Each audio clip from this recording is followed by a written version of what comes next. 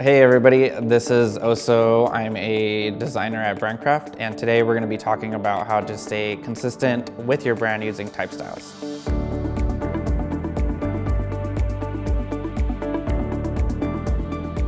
So there are many components with your brand that are pretty important, like your logos, maybe a color palette, maybe your photography styles, but one that is overlooked is how you use your type.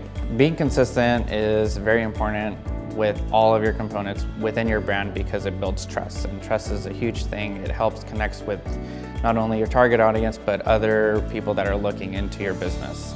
And an easy way to do that is to actually have a type style guide and utilize that.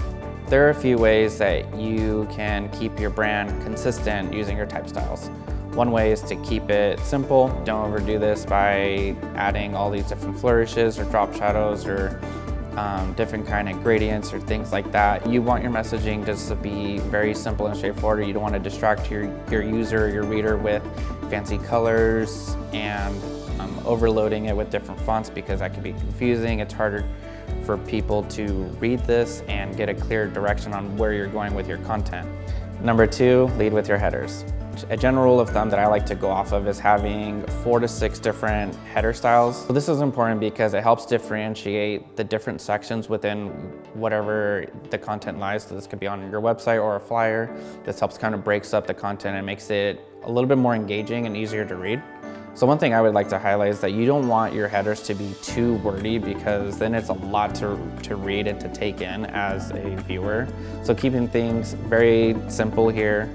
Maybe paying attention to how many lines these headers take up. When it starts getting past, 4, 5, 8 is just a little much for a viewer to read. So paying attention to how many lines your headers take up is just as important as how wide your text lies.